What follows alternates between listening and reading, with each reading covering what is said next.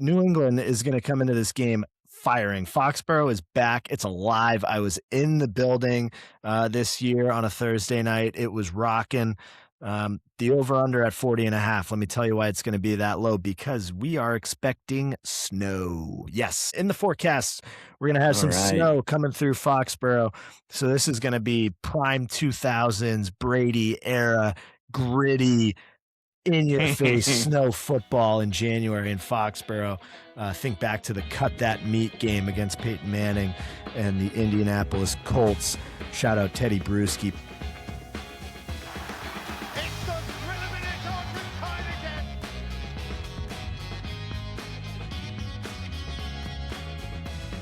Welcome to the Cover Story Podcast. I'm Jack and he's Mac, and we're on a never-ending quest to win you some racks. That's right, everybody. This is episode 11. We are back. We are officially back from our holiday break. Thank you all for giving us some time to, just let life happen. The holidays are tough. You got a lot of family time going on.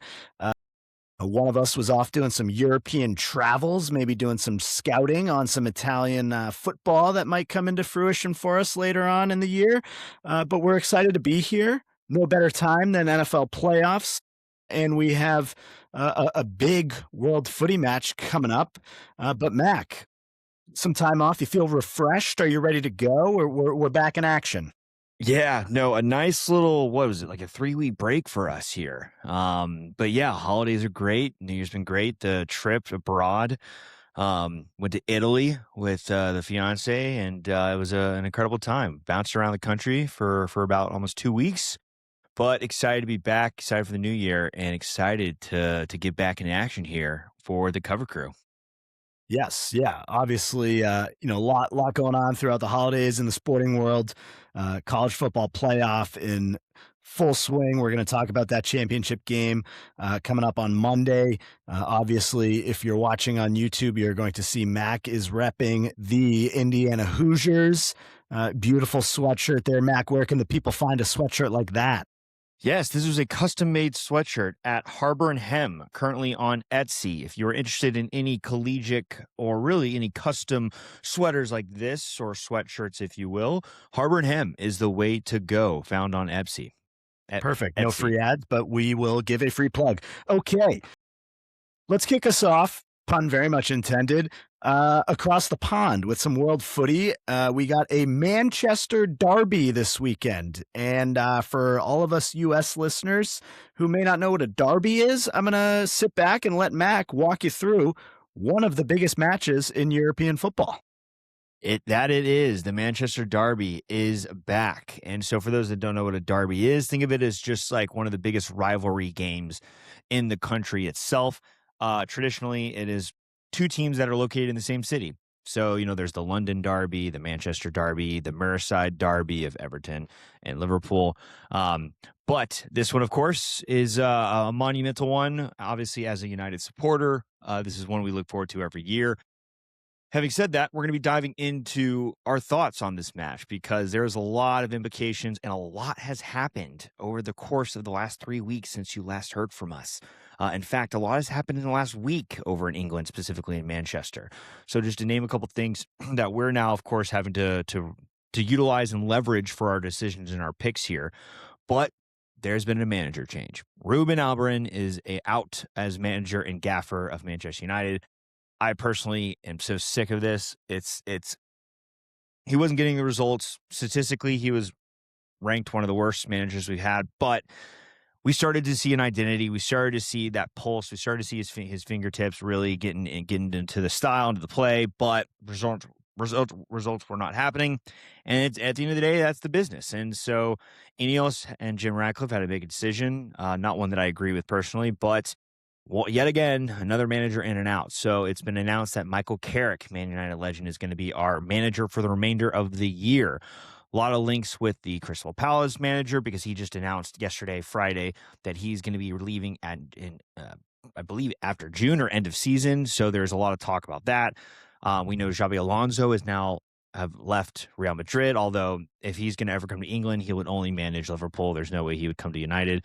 But it's going to be interesting how we see. Carrick was our interim manager back in 2001 for about 2 weeks. He took over, I believe, I can't remember at this point. I can't remember who he took over because we've had so many goddamn managers. But this is right before Ralph Ragnick came in, and he had some pretty good results, right? I think there's something about, a new manager. You typically see when a manager there's that comeback or that bounce back. We didn't see it after Ruben, though, unfortunately. But Carrick being a United legend, not saying Darren Fletcher is not a United legend who has been the interim. We're hoping to see some good results right off the bat. When he first came in as an interim, we had a big Champions League win for his debut against Villarreal. We also beat Arsenal in that short time span as well. So, maybe there could be some possibilities here. But big news on the other side of Manchester, of course. They're starting to drop some cash as they always do. Not saying we don't, but the fact that they've already not only signed Semenyo from Bournemouth, who in his 2 games with City so far has 2 goals and an assist. Should have been 3, but VAR turned it over. It was just announced yesterday, that they just signed Gay, if I'm pronouncing that correctly, the stud center back over at Crystal Palace. So he was actually supposed to be leaving over the summer, but last minute deal fell through. There was some drama around that. So City got their guy here in January. Will he start tomorrow? Or I should say today, Saturday? I don't know. I think that 24-hour turnaround, I don't see that being a possibility. So he's probably going to be watching from the stands. But they do need that power because the back line for the City team has been in shambles, pretty banged up. They're having to play a lot of reserves, some youngsters as well, and it's has been showing. But we did see against Newcastle in the cup match that they were able to hold their own. Although can't really give Newcastle much props, they looked not really that strong at all offensively. But if we're going to be looking at a pick here, I think it's difficult because this game is at Old Trafford. Historically speaking, if you've been a United supporter for more than 13, 15 years, we grew up with Old Trafford being a castle and Not a impenetrable. Newcastle, though. Not a Newcastle, an old castle and sturdy castle, per se. But that's not the case anymore. It hasn't been for some time. In fact, we're 1 win in the last 5 matches home right now. City, they're kind of headed. They haven't been consistent, but this is Man City and this is Pep Guardiola, and they have a striker by the name of Erling Haaland who can always score at you from any angle and any time of the game. So I think with Semenyo, the way he's playing too, like this team is dangerous. The line right now, last time I checked, is -105. So I, of course, being greedy, I always chase the plus signs. If I were to have a pick on this game, and I say I'm adding City money line at -105. Anything to that will give you a plus. And quite frankly, I think there's going to be goals. If we want to be more on the safe side, just do over 1.5 goals. That's still going to get you in the plus. I believe the line today is 3.5. So they're expecting goals. We've been seeing it more often. In fact, I would even say, looking at this Saturday slate in the Premier League, I would be so bold where I would bet over 1.5 goals in every match as a parlay, or even, quite frankly, both teams to score in every match. So I think if we were to look at this, if we wanted some nice juice of both teams to score, and City money line would be really nice. Over 1.5 would be on the safe side with the City money line. That's going to be my play of the derby itself. I mean, at this point, this is going to be an emotional hedge for me. Nothing would make me happier to see a Manchester derby win, especially at Old Trafford with just how awful it's been recently. But I don't see a world where we actually are able to walk away with 3 points in this one. Well, that is certainly a big endeavor to try to come away with 3 points against City, even though they haven't been in the best form lately. I can give you an update on some of those numbers, though. If you want to take City money line and over 1.5, that's going to get you at +114. Okay. And if you want to go City money line with the both teams to score, that's going to come in at +202. So a little more juice there with the BTTS. Yeah. So in fact, what I would say is here's going to be the key indicator is we need to obviously wait for lineups, which is tough because this match kicks off at 7:30 in the morning Eastern time. If you're able to be awake an hour before kickoff, or at least 10, 15 minutes before kickoff, if you see that United's AFCON players are back, specifically Diallo and Blamo, because their countries are no longer in the tournament, We now have the third place and final game, which the only player for us that's worth mentioning, if not the only player, that's playing for Morocco. And that's not like a terrible loss, I should say. If anything, it just bolsters our able to concede, unfortunately. But if Embuemo and Diallo are back and they're in the starting lineup, if not they're substitutes, both teams to score would definitely be what I'm leaning towards. Even, of course, having a over plus 200 is that much more sweeter. But if those guys are there and potentially starting, if not at least can be subbed in, I think both teams to score is going to be a great opportunity because we can still score goals without them. We have, but we're obviously conceding a lot. So that might be the play. In fact, I'm most likely, before I go to bed tonight, I will see if there's any updates on their status. Regardless of that, I think my pick's going to have to then be both teams to score and Man City money line. Okay, so that's coming in just over plus 200. Couple follow-ups for you here. Obviously, we're going to keep an eye on the lineups and see how that dictates the way we want to hedge this game or cap this game, if you will. Hedge in the sense of Mac, because he's going to obviously be supporting Manchester United. Given the turmoil and turnover of all of these managers, did that start before or after the Glazer family took over?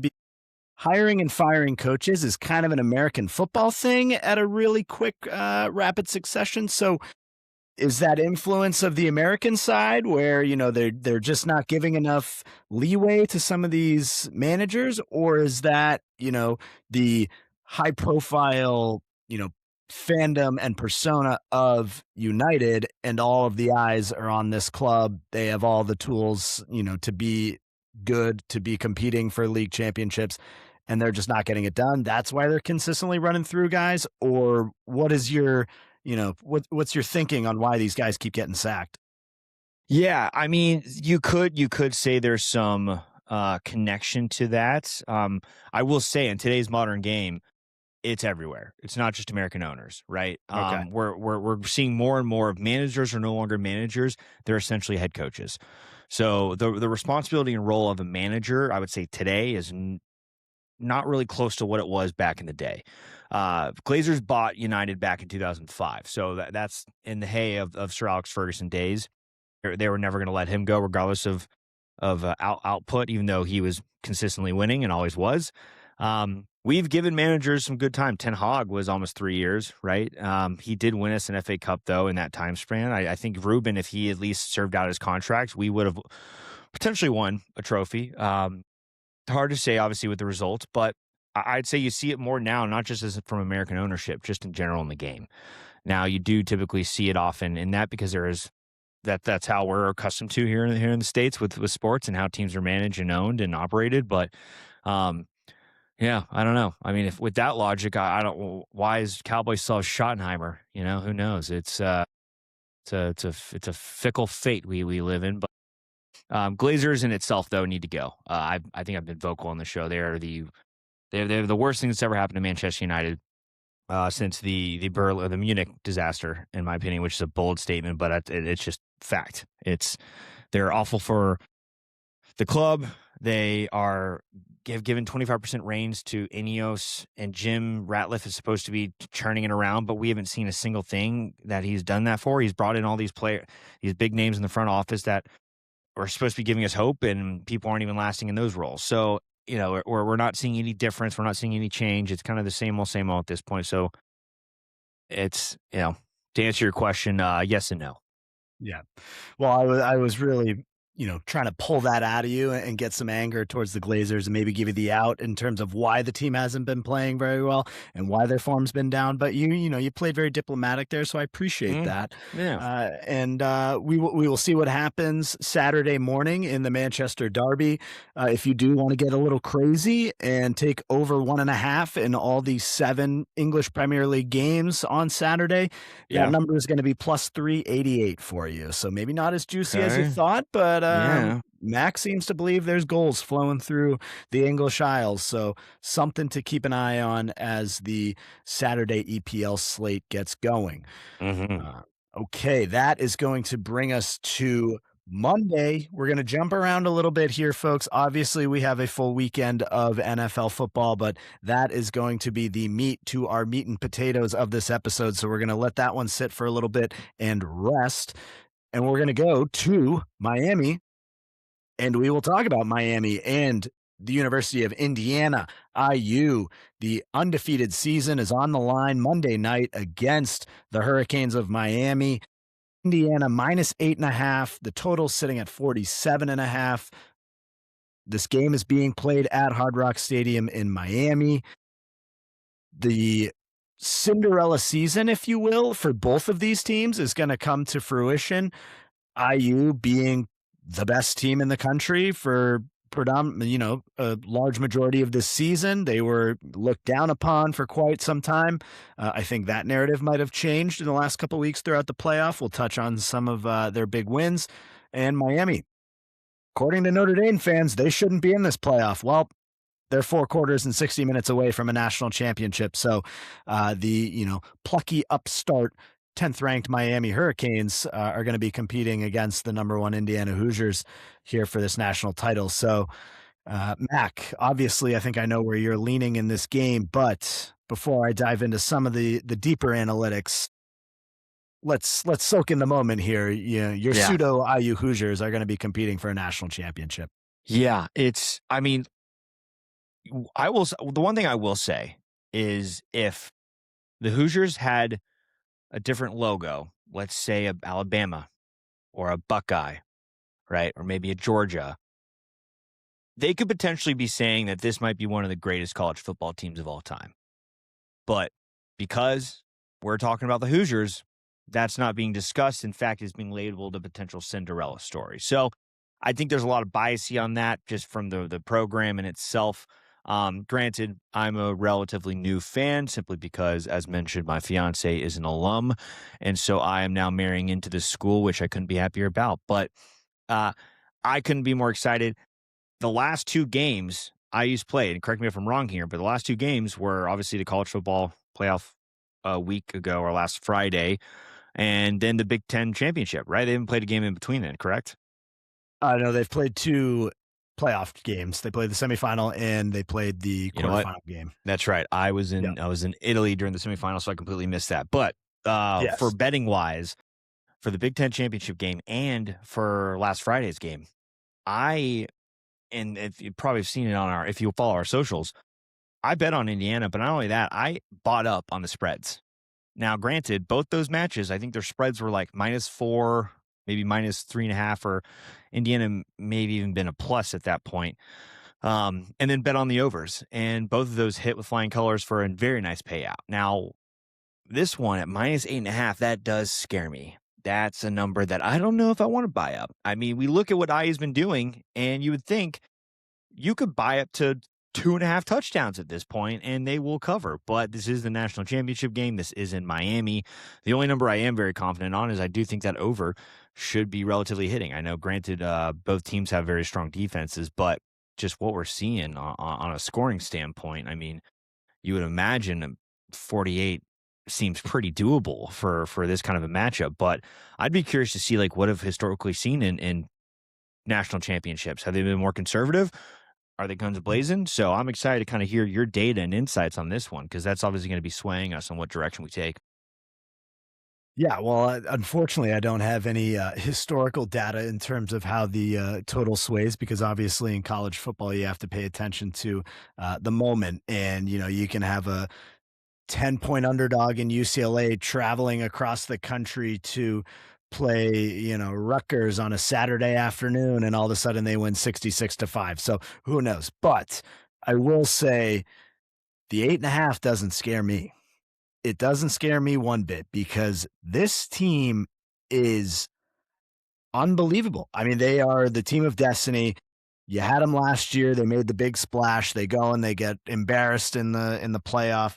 Kurt Cignetti probably won't say they were embarrassed. They got some garbage time touchdowns and some field goals to keep that one relatively close against Notre Dame last year.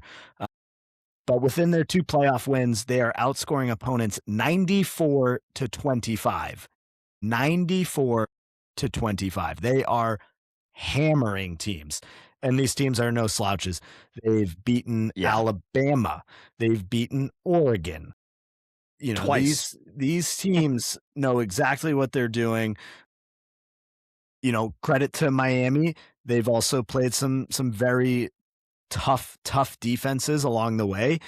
A&M was touted as one of the best defenses in the country. Now, they only scored 10 points against A&M, but they still came away with a victory on the road. They then go ahead and take on Ohio State. That's one of the better teams in the country that everyone's talked about. Obviously, Indiana beat them in the Big Ten championship game. They go ahead and they make quick work of Ohio State. And who does Miami come up against? Ole Miss. What do they do with Ole Miss? They run up a bunch of points this time. So, they've had multiple ways to win. They've really shown up. In terms of the Hurricanes, they've leaned on the running attack. Mark Fletcher has been great throughout these playoffs. They've also used Malachi Toney in a number of different ways. He's probably going to be the best player on the fields on Monday night. Stud. Yeah. True freshman, 18 years old, I believe still. Yeah. Could be 19 by this point, but I think he's 18 still. And he's unbelievable. But this Indiana team, credit to Kurt Signetti, credit to that entire staff. They are built like a friggin' wagon. From top to bottom, they are just consistent. They don't really turn the ball over. They put you down in distances that are uncomfortable. If I'm a Miami Hurricane fan, I'm going to lean on Mark Fletcher on the first two downs, and I'm going to hope that I'm nowhere close to 3rd and 5, 3rd and 7, 3rd and 8, because that's when Indiana's going to come pin their ears back. They're going to get a little bit healthier this week, and they're going to get to the quarterback. Carson Beck, he was mobile. It's not really his game, but he has the ability to extend some plays, so that's going to be interesting. But I mean, I've been watching this IU team, obviously extensively the last couple of weeks as they've been on the national stage, but I've been watching them for most of the year. And as an Ohio State fan, I was very concerned about what this Big Ten championship could look like and the springboard it would put this team on. And Kurt Signetti has put his fingerprints and his mold and his persona all over this team. They've had a Heisman Trophy winner. They have the coach of the year. They're going to have the number 1 pick. Let's put a bow on it. Give them a national championship. This has the same feeling, different sports, same scenario. UConn basketball a couple years ago. Dan Hurley and that team obliterated teams throughout the tournament. I think they had a margin of victory of like 14 to 15 points in tournament games, which is, unheard of. And Indiana is just steamrolling through everybody. I'm hoping for a great game on Monday night. I think Indiana can win this game by 10 points. Sorry, Charlie Mock, if you're listening to this and the rest of the Hurricane fans out there. But I think pretty comfortably we could see maybe 30 to 20, 30 to 17 even. That total at 47 is teetering for me, but I think if you're going to get that total, you're going to need Indiana to at least break 30. And you tell me this may have no relevance whatsoever, because obviously every year, different teams, different scenarios. But just looking at the last 10 national championship games for college football playoffs, every single one of them except one has covered this specific spread. So all of them except one have seen at least 48 points, if not more. Okay. Again, don't know if that's relevant. Don't know if that even means anything, because this is a whole new season, 2 new teams, different styles, different schemes. But just thought that was interesting that we have seen a lot of high scoring games in these big moment national championship scenarios. So I thought that was pretty interesting to see there. I'm all for points, dude. I'm all for points. Hey, it's fun rooting for points, Yeah. I do think, people might be putting a little too much stock in this game's in Miami. It's a home game scenario. I, for one, I think Indiana is going to travel extremely well to begin with, but I think this fits the Signetti persona and the personality very well. They're on a business trip. They're going to Miami. They're going to sit in the hotel. They're going to do walkthroughs in the hotel. They're going to do it in the ballroom. They're going to stay central. Miami, we're sitting at home. We're in our own beds. We're cushy. We're laying out. I think this might actually hinder Miami's performance a little bit more than it's going to lay on. And I don't think the crowd is going to be in favor of the Canes. I think it will be very much in favor of the Indiana Hoosiers. Yeah, Hoosiers travel well. We know a lot of people from Maddie friend group in college that are going to the game as well. So um, it's going to be exciting, man. It's something that we all never expected to happen, and here we are. So looking forward to Monday night for sure. But it sounds like, Jack, you're saying you're going to be going with the covering of the spread here. So you're gonna take that 8.5, huh? I will. Yep. I'll take Indiana at the 8.5. And let's both be fun. Let's both be on something here. Let's take the over. But I'm going to Yeah, be on yeah, Indiana, why and I not? will take the over. Love that. Now, I will say it, being someone that does believe in, superstitions, jinxes, trends, if you will, or things like, things that really have no specific impact on games whatsoever. I'm in my mind thinking like, well, am I going to need to buy up again? Because it's worked for me the last two times. So am I going to need to go up on this thing? Go to maybe even a double digit spread? Get that juice really flowing? And, why not look at and I should say the last two picks I bought down for the over. They hit by a mile. I could have bought up for the over at that point. So I don't know. Maybe if I do go for that spread, we tinker around with the over under number too. Who knows? But we'll be giving our picks officially, of course, on our social networks. If you follow us on Instagram or X, we will be posting those Monday before the match. That we will. And I do love that even after a few weeks off, you still call American football games matches. It's a beauty. It's here. Europe didn't help. Nope. Europe Nope. didn't help. Certainly didn't. Sent you in the wrong direction, but that's okay because we have 4 NFL divisional round playoff games. And man, this is the point of the season where you look at the lineup, you look at the matchup, and you just say, yes, this is exactly what I wanted. These 4 games are going to be phenomenal. On the AFC side, you have the Bills, you have the Patriots, you have the Broncos, you have the Texans, you got grit, you got defense, you got Josh Allen. On the NFC side, it's basically an NFC West invitational, and you got the Chicago Bears hanging around, Caleb Williams. That team won't go away. A lot of fun teams left here in the mix. We're going to start Saturday afternoon. Bills at Broncos in Mile High. Broncos -1.5, total sitting at 45.5 at the time of recording.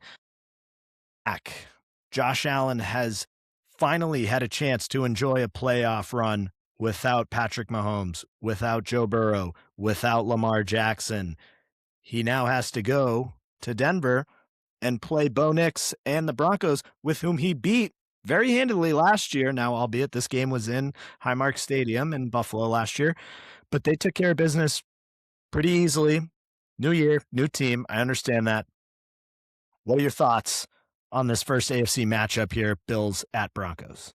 Yeah, I mean, oh, my heart wants to see Josh do well, man. It's hard not to root for the guy, and quite frankly, I still have scar tissue on the Broncos. So I've said it before, and I'll say it again. I still think Bo Nix is one of the most overrated quarterbacks in this league, and this record really is just because of the defense. I think there's really nothing you can commend this offense for, but like they put up points sometimes, and sure, we can give them credit there.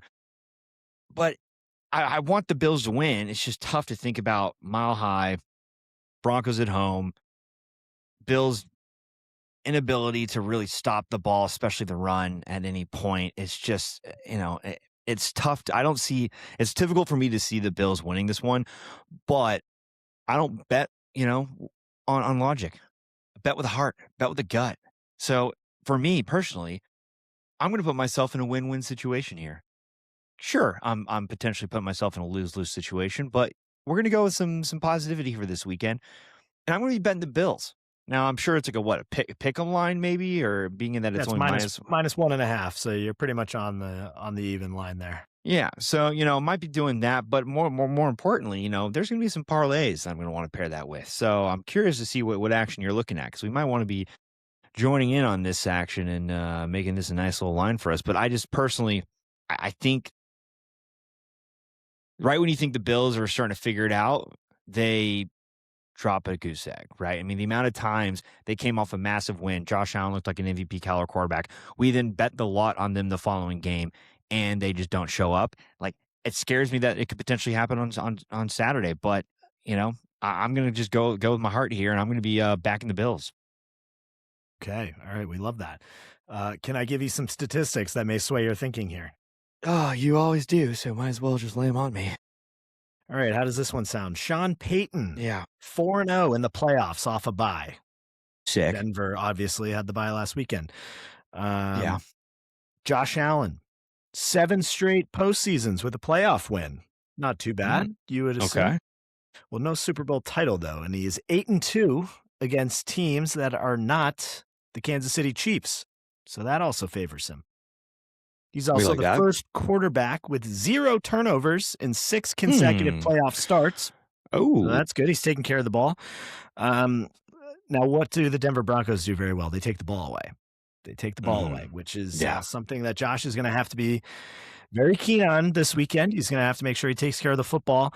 And Buffalo is going to have to run the ball, and they're going to run right into the teeth of the defense here for the Denver Broncos. But in order for this team to move on, they're going to have to run the ball. I think they only have 3 active receivers on the roster this week. I think they have 5 receivers injured, which is a major issue for them there. They have 3 very, very good tight ends. I know you love the tight end position there. That we do. Especially over in Buffalo via Kincaid, Knox, Dawes. Oh, yeah, baby. They have a whole cavalry out there. But I think this is going to come down to 2 things this weekend. It's the matchup of Buffalo's horrible run defense versus the lackluster running attack of the Denver Broncos. They went and they drafted R.J. Harvey this year. The offensive line just has not been able to run block, which they're a very formidable pass blocking offensive line.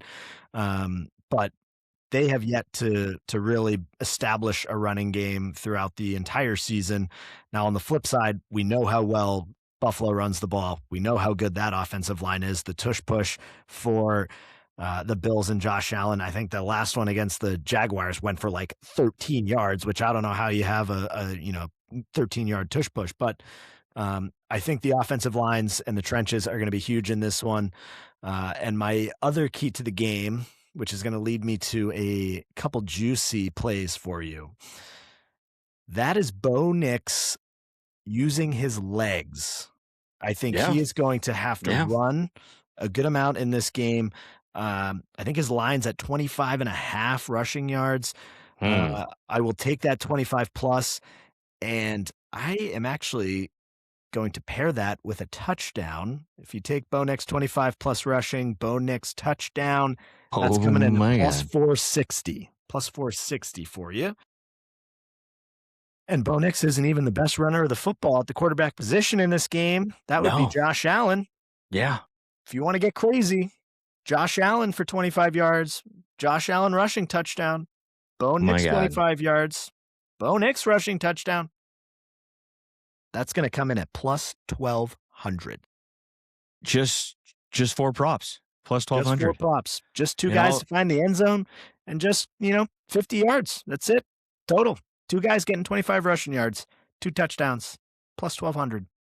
That seems like that's something that we could potentially be seeing. I mean, you're looking at both of these offenses and look at historically too. Like, it doesn't seem like that's too far of an ask and too far of a stretch. And to give us a 1,200 line right there, I mean, that just seems like something we cannot pass up.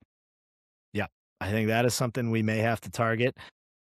So as Max said, pay attention to the socials there for our official picks on all these games.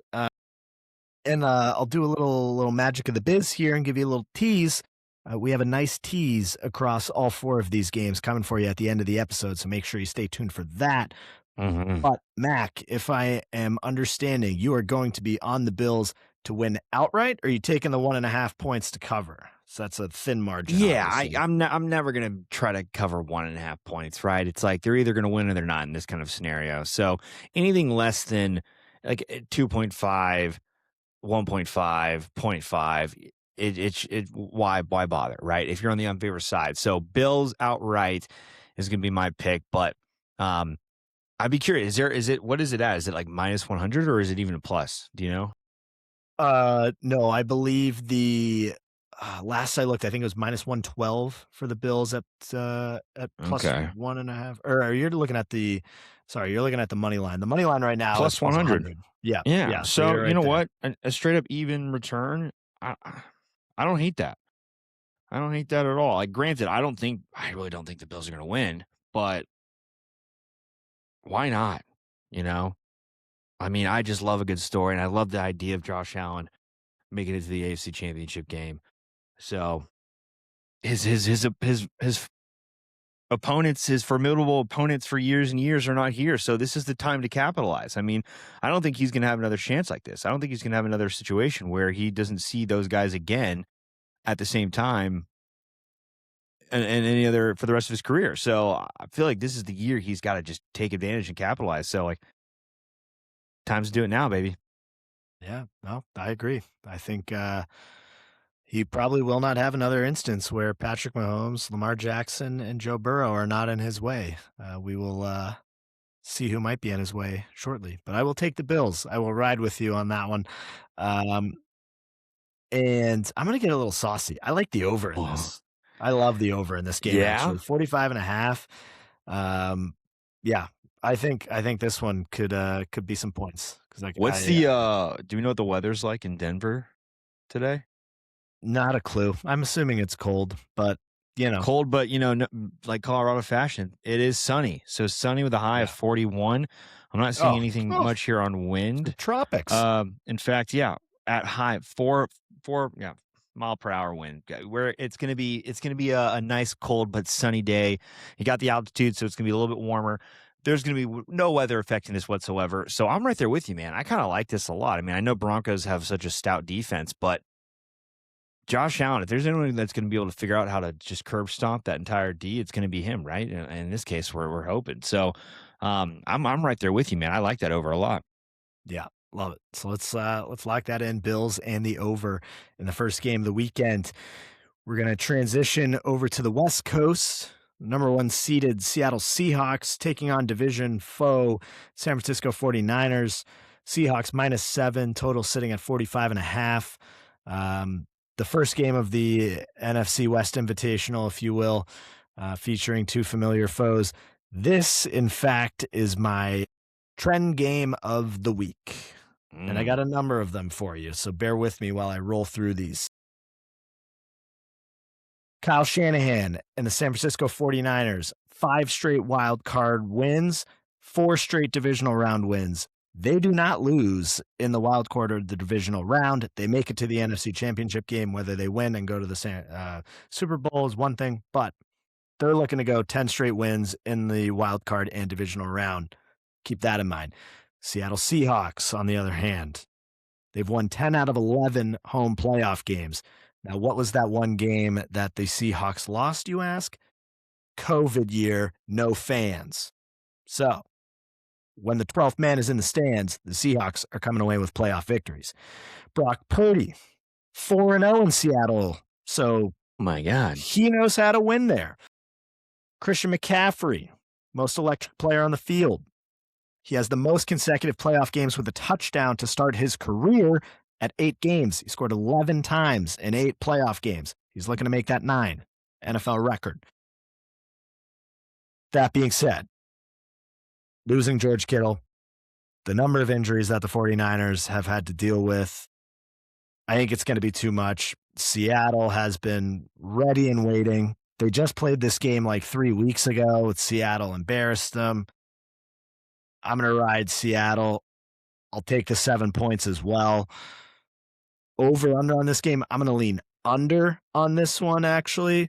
Should be decent weather in Seattle. No rain, no nothing. This one, though, I'm thinking under. I do not think the 49ers offense is going to be able to move the ball very well against Mike McDonald's defense. This one, I think Seattle's just going to be too much. Do not lean too much into the Sam Darnold injury news. I think this might be a little Fugazi situation coming out of Seattle. But if you do want to lean, I will lean towards the two-headed monster of a backfield that is the Seattle running back core with Walker and Charbonnet. Walker's line sitting at 58.5 yards, Charbonnet 48.5 yards. My thinking here is they're going to be winning the game. They're going to ground and pound away. And I never know which one's going to get the ball. So why not bet them both to get the ball? So we'll have some Just props in that sharing one, the but I'm love. targeting both of those. Wow, yeah. No, I mean, look, these trends, it's going back and forth, right? You're thinking you're leaning one way, and then we hear something that makes us lean the other. But it's crazy. You bring up the 49ers, injuries and Kittle obviously getting hurt, but Kittle got hurt at the beginning of the game. So we saw the 49ers really kind of turn it on, especially in the second half against that Phillies defense. And, it makes you think like, can we be looking at these as a reason to fade them? Because every time we think they're being dealt the worst hand, they're still coming out with the chips. So I agree, though. It's hard. I can't see a world where Seahawks don't show up and come correct here. Even with everything the 49ers have dealt with, I do think it is going to be a close game, and I do think it is going to be a bit of a grind. And so the under, I'm right there with you. I do like the under a lot. Again, this is one of those situations where on paper, Seahawks seem like the easy bet. Now, would I be going and doing the -7? I don't know. It's a playoff game. I do think the 49ers are going to make it a close one. But there's just something, again, the story behind it, the heart that is telling me, why not back Purdy and the 49ers and get that money line going as well? But I think I have to tell my heart to shut up on this one because I just don't see a world where the Seahawks do not win this game. And I do think eventually the 49ers are going to be, we're going to see, it's going to catch up with them, right? They're finding a way to win with everything they've been dealing with. But this Seahawks team is so round and so solid from top to bottom. I don't see a world where they don't come correct. So I'm with you there. If anything, I'd be looking at Seahawks money line and then pairing it maybe with the under. I'm curious what that line would be like. But yeah, I don't see a world where the 49ers come and shock the world here. Well, if you want to take the Seahawks money line and the under, you're going to come in at plus 136 there. So not a bad line there. Not bad. Decent for you. Not bad. But yeah, I think, San Francisco, you talked about overcoming the injury last week. I think the stark difference in the game is the Philadelphia Eagles have zero offense. Yeah, that's very true. Scored late in that game to take the lead. Philadelphia had no response. I think, as good as that defense in Philly is, I think the Seattle defense is much better. I mean, you talk about defensive prowess throughout these games this weekend. I mean, we know how good Denver is. Seattle's phenomenal. We'll talk about the Texans here in 1 second. Even the Patriots defense, that's defense wins championships. It's a loaded round for defensive struggle this weekend. But yeah, I'm going to go with Seattle to cover and the under. I think it's going to be too much as well. Yeah, I think it's too much for Brock Purdy to overcome, and he's just down so many weapons. I don't think Pearsall's going to be ready to go for this game either. So it's going to be a heavy dose of McCaffrey, probably Jawan Jennings, and Tungus, who I love. I think he's a great backup for Kittle, but I think it's just going to be too much in the end. And they're also missing some key guys, obviously, in the linebacking core. Fred Warner, who surprisingly is like practicing after completely dislocating and breaking his ankle like 2 months ago, which is absolutely insane. But, that's the power of a couple $1 million and some full rehab 24/7. But credit to him for making his way back. Yeah. What, when Seattle played him last and smoked him, was that in Seattle or was that in San Francisco? It was in San Francisco. Oh, well, you see? Okay. Well, then I bet they'll cover. Yeah. It was week 18. Winner gets the bye and the 1 seed. So I don't think there was a whole lot of, resting or keeping anything close to the chest. I think that one was straight up, do you have it or do you not? And Seattle gave it to him. That's true. Good. Wow. Yeah. Well, then what's with that spread? If you go -7 and under on that, what's that line look like? That's going to get you to about plus 260. If you want to take that number. That's not bad at all. Wow. Okay. I may have to rethink my picks here because I'm looking at, I mean, even if you were to just do, like, let's say you bought down a point, -6.5, touchdown covers, and the under at 45.5, that's plus 230. So food for thought. Food for thought there. There are some good lines to attack this weekend. Yeah, very much so. As always, if you're going to be looking at what we're going to be riding and going with, we will be posting our picks on our socials before kickoff. We try to get them at least an hour before, if not 30 minutes before, to have enough time for you guys to tail those. But excited for the Saturday slate, but doesn't end there because we got another doubleheader on Sunday to round out these NFL playoffs where we see, and of course, Jack, this is the one you've been looking forward to the most, the one that's going to be top of your mind. But Houston Texans are coming to New England. They're coming to our backyard at Gillette Stadium playing the Patriots, where the Patriots are favored -3 as a line as of today with an over-under of 40.5. So, we're really putting a lot of stock in that Houston D, maybe forgetting what the Patriots have been doing all year. I don't know. Would love to hear your thoughts because I was a little shocked to see that over-under, but not shocked to see the Pats being favored by this much. Well, I think a couple things go into both these numbers. The first of which, the spread, -3. What does Vegas do to home teams? Gives them 3 points. So essentially, Vegas is looking at this game as a pick 'em, honestly, which is just blatant disrespect to the Patriots. I did see the NFL Today or whatever ESPN graphic where all five of them took the Texans to win. They did this reveal, and if you're watching on YouTube, you're seeing I'm doing some air quotes here because you can't tell me that wasn't staged, but it's whatever. ESPN lies. Yeah, and all the analysts were like, "Oh no, we all took the Texans. Oh no, the graphic, they're gonna kill us on the internet." Yeah, cry me a river. New England is gonna come into this game firing. Foxborough is back. It's alive. I was in the building this year on a Thursday night. It was rocking. The over-under at 40.5. Let me tell you why it's going to be that low, because we are expecting snow. Yes, in the forecast, we're going to have some snow coming through Foxborough. So this is going to be prime 2000s Brady era, gritty, in-your-face snow football in January in Foxborough. Think back to the cut that meat game against Peyton Manning and the Indianapolis Colts. Shout out Teddy Bruschi picking that ball off, sliding into the stands. But couple key things to watch out for in this game. Couple knocks to the noggin for Christian Gonzalez and Nico Collins. Nico Collins confirmed out. He will not be playing. Oh, wow. Texans star wide receiver on the bench, his second concussion of the year. Christian Gonzalez, full participant in practice. He is slated to go. So, yeah, baby. Patriots #1 corner in, Texans #1 wide receiver out. Not huge. Good if you're a Houston Texans fan. That's huge. Now, I mentioned the snow. When it is snowing, let me ask you this question, Mac. When it is snowing, does that favor the offense or the defense? I would imagine it favors the defense, no?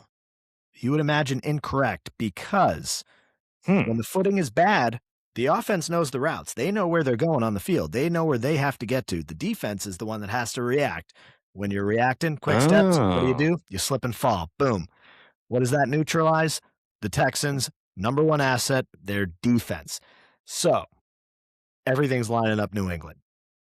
We look at the game against the Chargers, Drake May. Now, everyone, I believe, in New England will admit, not his best game.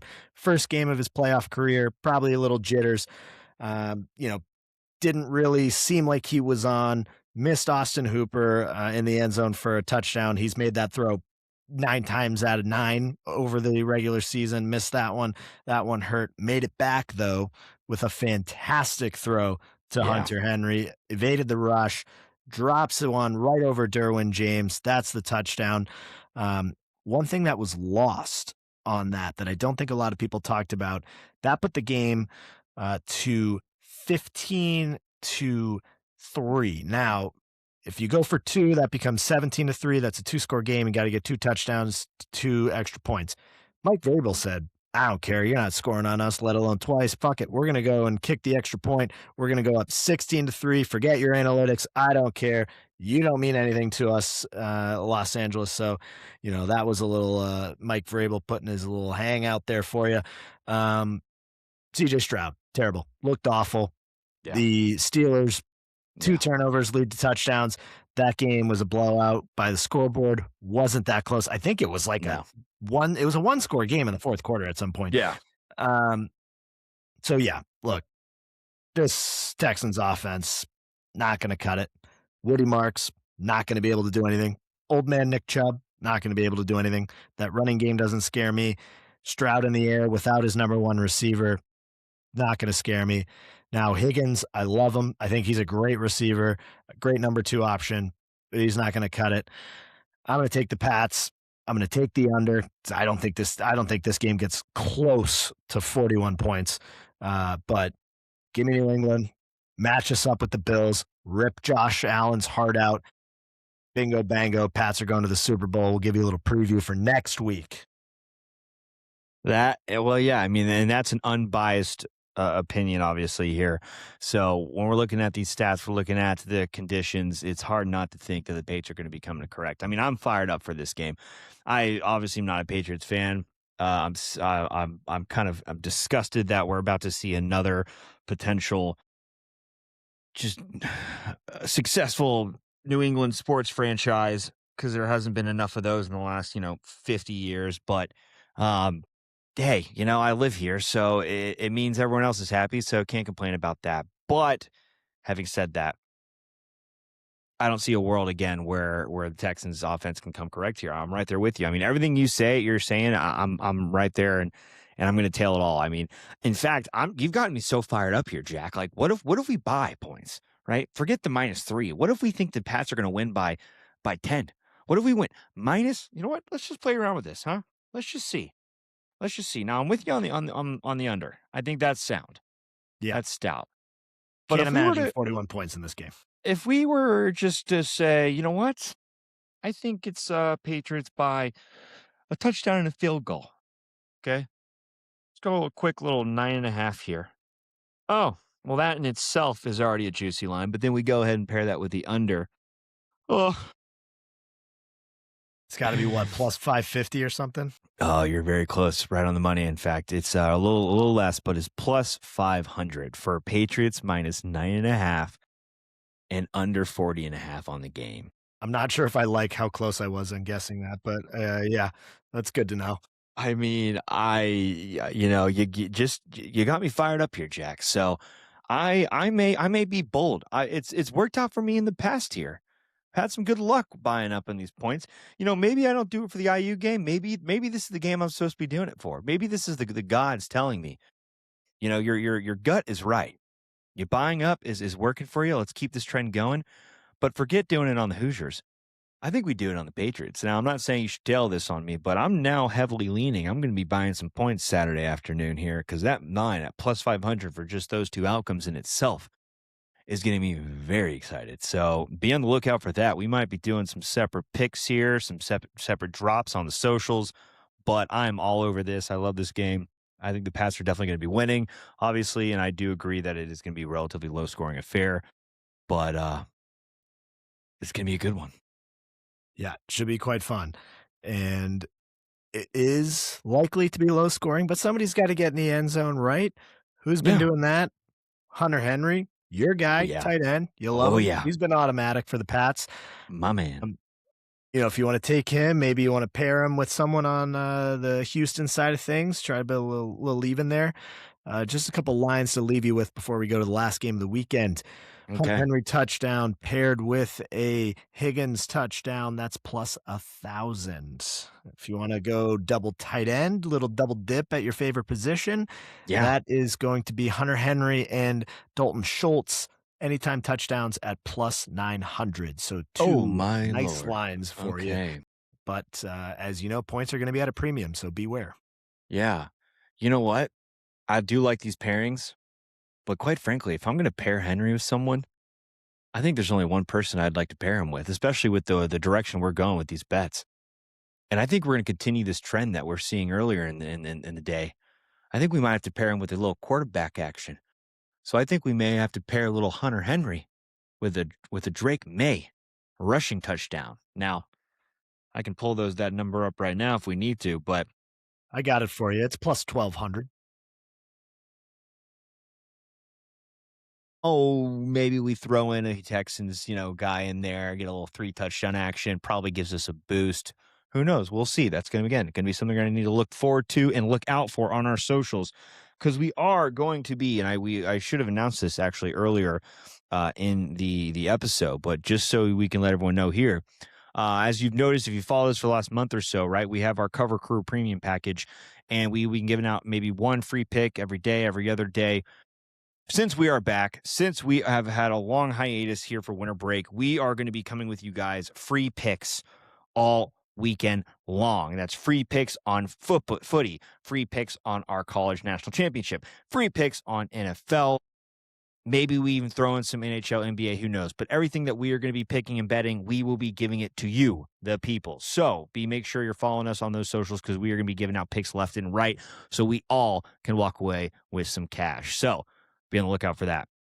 I have a dream of free pick weekend.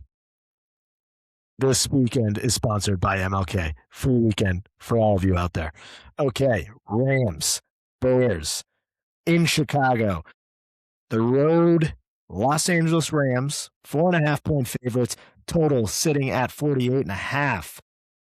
Now, we know teams in domes coming out to the cold don't love it. California love, got the easy breezy, beautiful cover girl lifestyle out in LA. What are we thinking about what has been deemed the coldest game on record by Ben Johnson? He's really hammering up the weather here out in Chicago. I did see, I think there's going to be with wind chill, it's like minus 15. So Jesus, that's awful. But Mr. MVP himself, Matthew Stafford, calling him future MVP because it's a Lifetime Achievement Award this year, and it doesn't matter about single season statistics and or relevance to a team, but that's fine. Rams, minus 4.5, Bears in Chicago. Close us out for the weekend. What do you got? Yeah, well, here's what's interesting is we knew it was going to be a very cold game, but supposedly there is potential snow. So there was some snow earlier today, if I'm not mistaken, but they're saying there could potentially be some snow tomorrow as well. If not, it may be like late night before the game even starts, so that might not have an effect. But the weather itself, I do think, is going to have an effect. I believe I saw some trends. Now I know you're the trend expert here, but correct me if I'm wrong. I don't know the specific numbers. Stafford has a pretty horrific record playing in cold weather since moving to LA. So if I'm not, I think he's like 2-8 or something like that when it comes to these kind of conditions. So something to look out there. Bears have been one of those teams, and we've said it on this podcast before. We always thought like the shoe's going to fall at some point, right? It's going to drop, and every time we think they're out for the count, they pull it off. I mean, look at what they did last week against the Packers. So it's like, do we just stop doubting this team? Everything on paper says they shouldn't win this game. They are probably going to be down at some point in the first half, if not going into the third, if not fourth quarter, and then they could potentially come back. I mean, at this point, I think if we were to bet on every Bear game where they were losing and bet them to win, we would be sitting on a fat stack of cash. So there could be opportunity here where I may not even touch the line going into the game. I may want to just see how the first half plays out and then sprinkle something on the game in itself. Because the Bears are losing, I might put the house on the Bears to come back and win, because they've shut every doubter out at this point. Ben Johnson seems like he's a real deal. I do think Caleb is still like a lot to learn. I don't think he's where he needs to be just yet. He's getting a little bit more hype than I would essentially give him. That pass he made last week against the Packers, it was phenomenal and world class in itself. But I do think there was some fourth down to a Dunze. Yeah, I mean, I can't call him like a top caliber guy yet. I think there still needs to be some proof in the pudding. Now, my Chicago friends, of course, think he's the next coming of Jesus. Just as if, my Patriots friends thinks Drake May is the next coming of Jesus. So I hear it on both sides. But for this one, I'm not betting on. I'm just going to avoid a winner going into it. I'm going to look at the live lines throughout the game itself.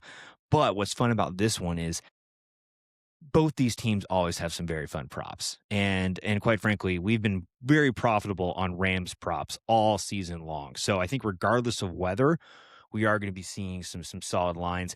Maybe not be like full gung ho on yardage per se, especially for receiving, but receptions are going to be something to look at. Um, I do think with Devontae Adams back, the amount of threats they have, because they also, of course, now with Higbee back, multi-tight end unit that can cover tracks here. I don't think the Bears can cover everyone on that field, so I do think Stafford is going to be able to see some success regardless of weather. But it's going to be another exciting game. I mean, all four of these games are going to be electric, in my opinion. Whether it's points or no points, just a fun matchup going into each one. Yeah, I mean, I think this is a great way to end the weekend. Um, I do think it's going to be pretty tough for Chicago. I just don't know if they have the back end that can cover the Puka Nakuas, the Devontae Adams, the Colby Parkinsons, the Terrence Fergusons of the world. Obviously, they have a great rushing attack as well. Kyron Williams, Blake Corum, Stafford is turning back the clock in what could be maybe his final season. Might want to do a little John Elway go out on top scenario if he can find a way to win the Super Bowl again. Two offensive gurus in Sean McVay and Ben Johnson. Now, they do not come from the same coaching tree. And, we just saw Ben Johnson, do a little show up to LaFleur after the playoff game and then, dropping the F-bomb saying, fuck the Packers in the locker room there. So maybe McVay, and who's, Matt LaFleur's brother, is on the staff in LA. So maybe there's a little added angst there. They might want to come back and take him down. But yeah, I think this really is all about the Bears and their inability to start fast. I just don't know if they're going to be able to pull the magic out one more time. It's going to be very interesting. The Rams, they've done this play with your food kind of deal situation too, and they haven't really been, running away with things. That Carolina game, albeit that final 4 plays by Carolina were just downright pathetic. Couldn't even gain a single yard on that drive. But they held tough. And, that's what happens when you try to beat a home team in the playoff game. It's going to be hard. But I'm going to side with the Rams here. It's not feeling great. I'm not going to lie. I love what the Bears have done this year. This to me feels like the spot where it's team on the rise, up and coming. You got to take your licks before you really get to the top of the mountain. And so I think this might be the spot where the Chicago Bears season comes to a close. The chapter ends before this team really revamps and gets going next year. I just don't think the defense is going to be able to slow down this Rams offense when it comes down to it.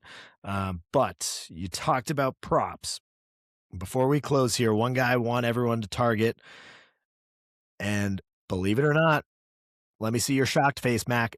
He's a tight end, and he has been phenomenal for the Chicago Bears throughout these last few weeks. That is Colston Loveland. The rookie. Everyone knows him. First round pick, rookie. He had, in the last game against Green Bay, 8 catches on 15 targets for 137 yards. Previous game against Detroit, 10 catches, 13 targets, 91 yards. Previous game against San Francisco, 6 catches, 10 targets, 94 yards. So over those last 3 games, I mean, he's averaging, let's call it about 8.5 catches, coming in at just about 13 or so targets, like 12.6, whatever, if you want to get granular with it. And then about 110 yards. So, I mean, he's getting the ball. Rome Odunze has had the foot injury. Clearly, he's not, 100%. So Caleb Williams has been relying on his tight end. I think that's going to continue. So I believe his line is 4.5 receptions. I might ladder Colston Loveland this weekend. He is going to be someone that I'm going to target in that final game. It looks like here for receptions, it might be 5.5 actually. So it's gone up. Okay. So the public knows. Because right now Okay. he's at like for 6 receptions plus 104, 7 plus 186, 8 plus 309, 9 plus 521. Let me just confirm here. But yeah, either way, Colston Loveland, someone you're going to want to target for both yards Yeah. and receptions. Mm-hmm. We're looking at his over under right now. It did. Okay, so it's over under is 5.5 for receptions, but it's plus 105. So that number did just Oh, jump actually, yeah. even from within this afternoon when I first pulled up that 4.5. So Yeah. uh, Yeah. he's on the move. Someone to potentially ladder this weekend. That could be a great way That's a fun to one. close out the weekend. Yeah. But if you listened early on, you stayed all the way through. We appreciate that. We do have a special teaser for you. It's going to stretch all 4 games in the NFL this weekend. It's going to be a 6-point teaser. It's coming in at plus 240. So something nice and juicy for you, just to have some action and some skin on every game. And that's going to be, now these lines are moving 6 points. Bills plus 7.5. Seahawks -1. Under 46.5 in the Patriots Texans game, and under 54.5 in the Bears Rams game. So once again, 6-point teaser plus 240. Bulls up to 7.5. Seahawks down to -1. Under up to 46.5 in the Pats game, and under moved up to 54.5 in the Bears Rams game. That is our special episode teaser for divisional round weekend. We love that. And what a great note to end our comeback episode here back after the break. That is a great line. I'm going to be hammering that because all of those seem extremely doable. So excited to be able to get that locked in come tomorrow morning. Excellent. And that will about do it for episode 11. Thank you all for listening. Thank you for tuning back in. We're going to get back into the swing of things in no time, finish off this NFL playoffs. Keep an eye on European football. College basketball's in full swing. The NHL and the NBA are moving and grooving. But as always, this is The Cover Story. I'm Jack and he's Mac. Thank you all for listening. We all we got. We all we need. Tell responsibly. Fade if you dare.